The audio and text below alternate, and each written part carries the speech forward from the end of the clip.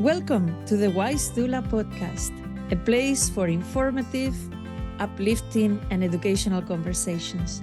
Here we will discuss everything connected to the parenting journey, from conception and birth to postpartum and beyond. You are amongst friends here. This is a place to share our common wisdom and learn together. So go ahead, grab your favorite drink. Remember, not caffeinated if you are expecting, and join me inside. I can't wait to speak with you. In today's episode, we're going to talk about how to discuss pregnancy and birth with children. You might be listening to the episode going, wait a second. I am of the school of thought that we should keep pregnancy and birth a secret. Ooh, very secret. And just tell them that the babies are brought by the stork, or kind of muddle the story a little bit so we don't have to tell them too much. Let me tell you something. As a long-time early childhood educator, which was my career before becoming a doula, I can tell you that children are aware of everything that's happening around pregnancy and birth. I'm probably not discovering the wheel, but my point is they know more about it than we think they do, okay? They are catching on to more details than we think they do. And it's important that we give them the information that they need. So let me start by telling you a story. When I was a preschool teacher, and I had many anecdotes, but I'm going to pick one. I remember one time one of my little girls came to the classroom really upset. And she told me, Gabriela fell down the stairs and she was pregnant, and teacher, she's going to lose the baby because there was blood and all this. Oh, there was blood and she fell down the stairs and she's pregnant, so she's going to lose the baby. They said she's going to lose the baby. I thought Gabriela was a relative of hers and that she had witnessed this. So naturally, I worried. So when school was over and when mom came to pick her up, I asked her, is everything okay? I think she was telling me about a relative that fell down the stairs and she's pregnant. Is everything okay? And the mom laughed and she said, oh, no, teacher, it's not a relative. It's a character from a telenovela, right, from a soap opera. So don't worry, everything is fine. It's just that we were watching the telenovela and that happened and it really impacted her. So children, like in this case, are exposed to different stories about pregnancy and birth, right? They happen in telenovelas, in soap operas, they happen in dramas, they happen on TV all the time. We'll do another episode talking about how truthful or untruthful TV series are when they depict pregnancy and birth, okay? But that's for another episode. But look at the case of this child. She knew that it was a stressful situation. She knew there was danger to the baby. She knew because there was blood, they were saying that she was going to lose the baby. So the kids are aware. They're paying attention all the time. Another anecdote from when I was a teacher, when we did the human body as a unit of study, we always did an activity with, a boy and a girl, and putting the body parts, right? And because we were talking about the differences between boys and girls, blah, blah, blah, etc. This was years ago. And we always put all the body parts. The children, the preschoolers, always told me all the regular body parts, not regular, like the usual hands, feet, whatever, toes. So we completed everything. And I always asked them what's missing. And then they would giggle, giggle, giggle, giggle. I said, I know you think it's funny, but it's another body part. So what are we missing? And the children would tell you what was missing, whether it was the breasts, whether it was the testicles and the penis. But the thing is, they told you with great detail. They never missed anything. Even if one child was too embarrassed to say, another child would say it. And these posters of the boy and the girl always caused a bit of an upheaval with older teachers because they would come by and be like, why don't you put a bikini on those pictures? And I was like, because we're talking about the human body and those are body parts, you know. And we did a math activity where we figure which ones came in ones and in twos. So that was also a part of the activity that was very useful for math and for talking about the human body and for body awareness and everything. So, like I said, they know more than we give them credit for, right? They are listening to adult conversations all the time, they're watching TV. They are starting to try to make sense of what's going on around them. And of course, they end up with a lot of misconceptions, right? I had students in preschool that thought that the babies, that moms poop the babies, okay? Or the mom poops the baby. Or they would be like, my mom is going to go to the hospital and they're going to pull the baby out of her, you know, and all kinds of things that were, of course, a combination of their 4 or 5 year old understanding and the mind of a child, where fantasy and reality mix, you know. So since they are aware, since they are paying attention to all these things, I think it's our best tool to actually talk to them about it. Now, when you talk to them about it, you have to pay attention to the age of the child. You are not going to cover pregnancy and birth with a child of 3 year old the same that you are going to cover it with a 10-year-old. So you have to adjust to the age of your child and to their natural curiosity.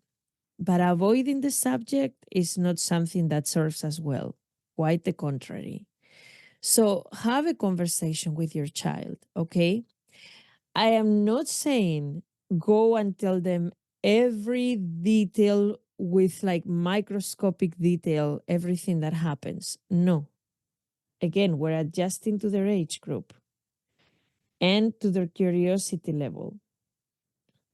You know your child best. So, how can you have a conversation adjusted to their age and their personality, appropriate to them, that still covers the basic concepts? That's very important. Well, one way you can do that is with the support of children's books. And I have brought some books today to share with you. Okay? So let me show you. I have both fiction books and nonfiction books, okay? Because I think both of them are extremely useful. Yes, even with preschoolers, even with little kids, okay? Obviously, you're not going to talk about pregnancy and birth to a 1 year old. They're too young, but 3, 4, 5, you know, those are good ages to start talking about it. So books can give us the tool and can give us the age appropriate knowledge that we are looking for without making us feel self-conscious or maybe embarrassed, or how am I going to talk to my child about this?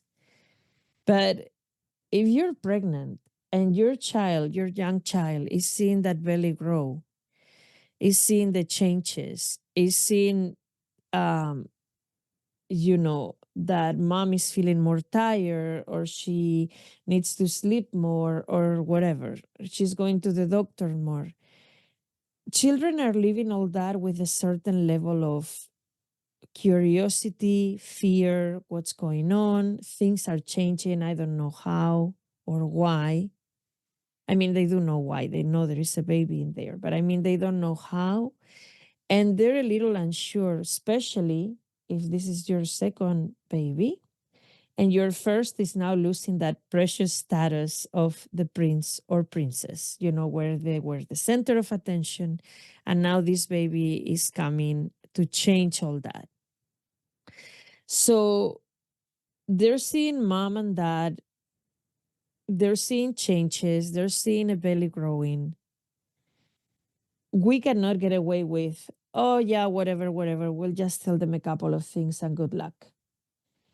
Because they deserve to have the knowledge and the content appropriate to their age. That's why I'm saying books are your friend.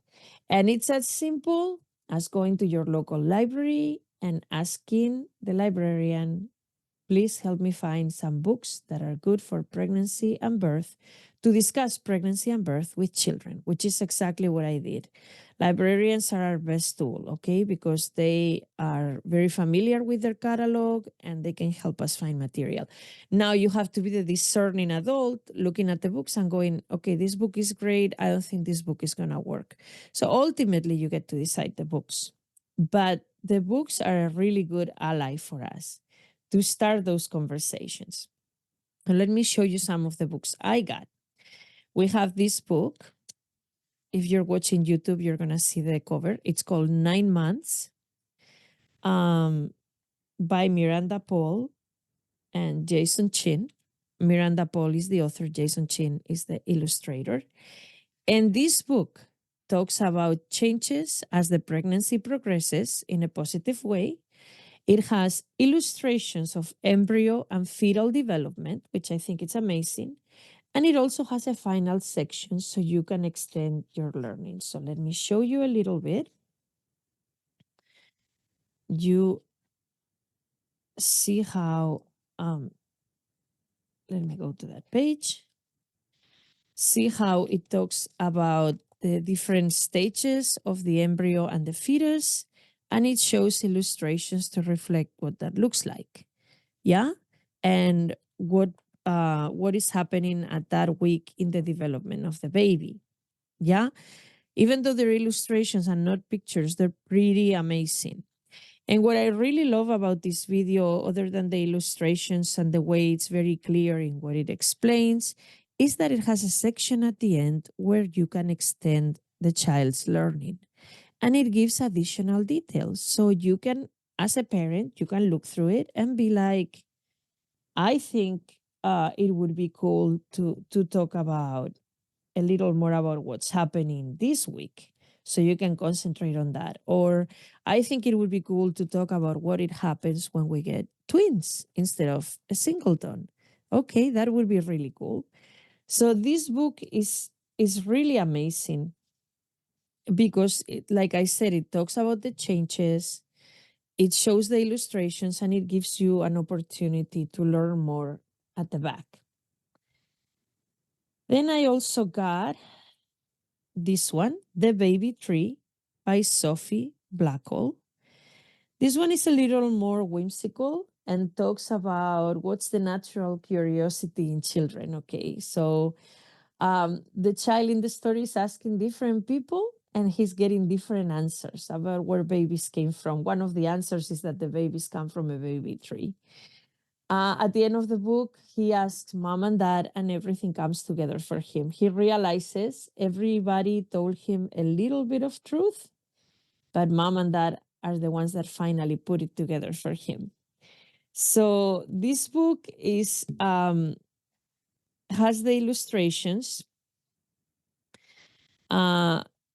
It really tells you there is a little bit of illustrations about baby development too, but mostly it's just illustrations about like the child talking to different people. It's very nice, has very soft colors and not a gigantic amount of text, which makes it really nice for even for young children. And if you feel this is too much text, you can always trim it a little bit as you're telling the story. But this one is really good in the sense that explores the natural curiosity of the child, and he finally puts all the pieces together when he talks to mom and dad, and mom and dad say, no, no, no, babies are not born on a tree. Babies are not, you know, where do babies come from? They come from mom's belly. right? They don't come from a tree or from a bird egg. But he realizes everybody had a little bit of truth in what they said. So this is a really beautiful book to talk about where babies come from. And I also selected this one, Wonderful You, by Lisa Graft and illustrated by Ramona Kaulitsky. In this one, the book talks about waiting for the baby with joy. I love, love, love that it uses fruits and vegetables to compare the size of the developing baby, which is something we see if we go into a baby app. It will tell us what size the baby is compared to a fruit. And so, she says when you were a cabbage, or this one, when you were a pineapple. It's creative with the fruits. It's very creative. See, if we start at the beginning, see, when you were a lemon, and it shows an ultrasound, so the size of a lemon. And then when you were a mango, it talks about what was happening in mom's body. When you were a grapefruit, so compares the fruits to the size of the baby. I really love that. And also, it's a book that talks about uniqueness, okay, about how each baby and each child is unique, which is a very important lesson. Also, really awesome with this book is that it shows different multicultural families. So it's not the same child in every picture. It's showing different multicultural families. And ultimately, about how special it is when that baby comes home. And that's also the message we want to give to children, to older siblings, that things are going to change, but we're still going to be the same loving family. And we are going to figure things together with this new baby. So those are three good selections for fiction books. And I also got some nonfiction I want to share with you. Because it's also important to use nonfiction to talk to children about what is happening. So the first one I'm going to share with you is Joanna Cole, How You Were Born. Okay. This one shows actual pictures and explanations of the development inside the uterus. Okay. I'm going to go to a page so I can show you what that looks like. See, it has a beautiful picture of the developing fetus. It has several pictures. So this is very good for looking at real pictures and talking to children about what really is happening. And it also has explanations of the development of the embryo and the fetus.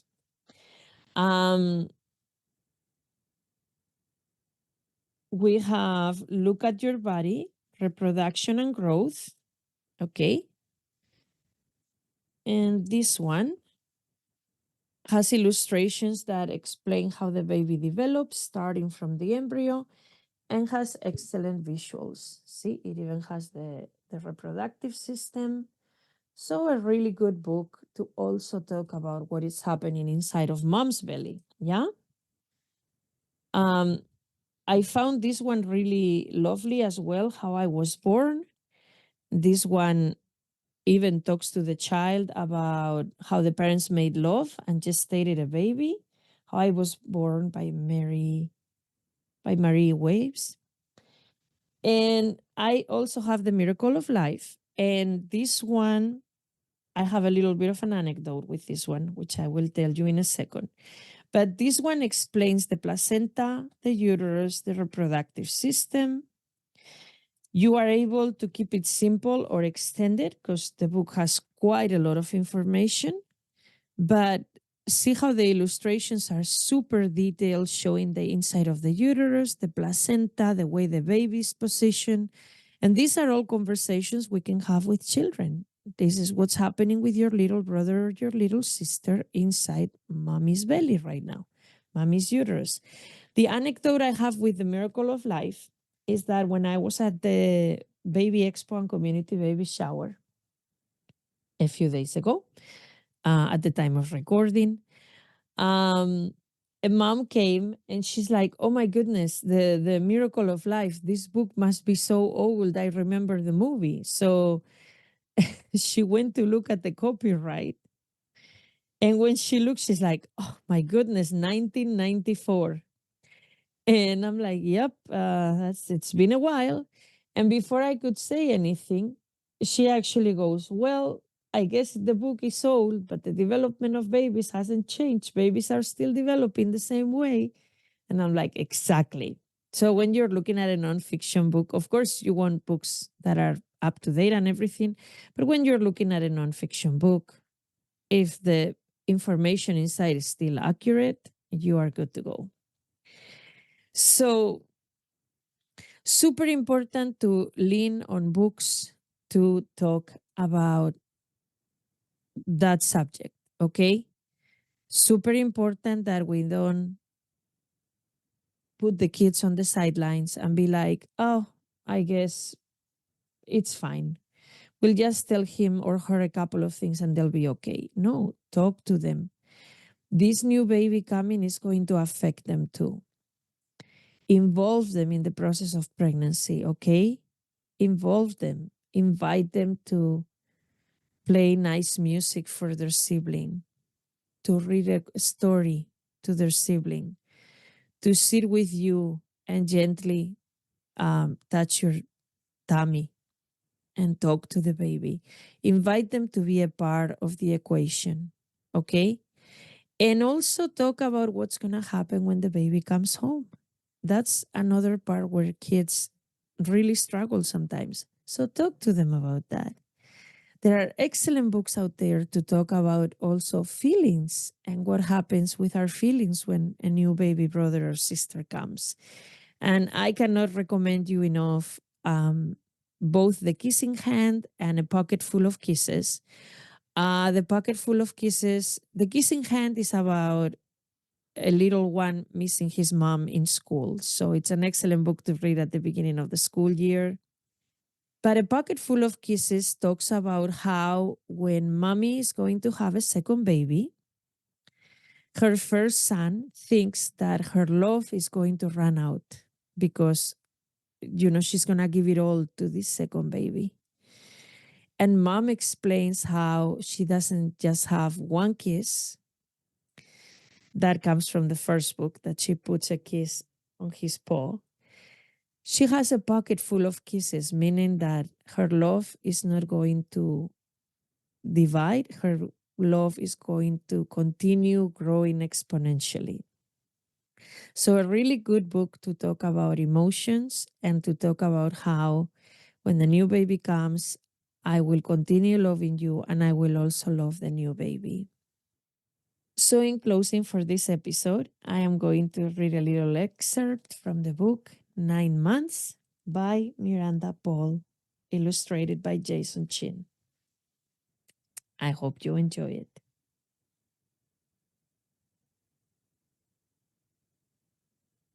Month 4, line, spine, fine tiny hair, tasting a thumb.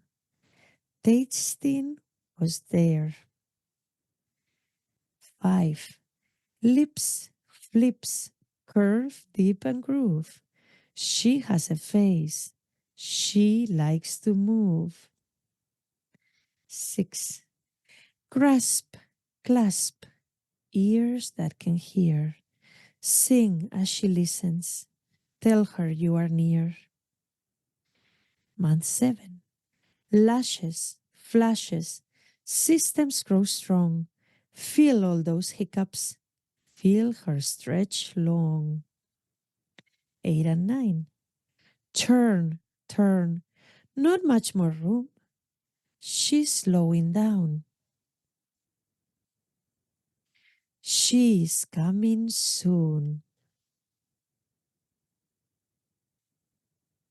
At birth, light, bright, crying and cheer. Loved ones arrive. A baby is here. I hope you enjoyed that little reading and the episode today. And I hope it encouraged you to have more conversations with your young children about the arrival of their new baby. I can't wait to see you in next week's episode. Bye. Hey, you have listened to the Wise Doula podcast today. Thank you so much for joining us. Remember, everything we discussed today was meant for entertainment and educational purposes only. It does not substitute the advice of your medical provider. Would you do us a favor? Follow me on Instagram at LovingBellyDoula. Also, let me know what other topics you would like to see me discuss in this podcast. And please subscribe to the podcast on your favorite platforms. Thank you so much. I will see you next week.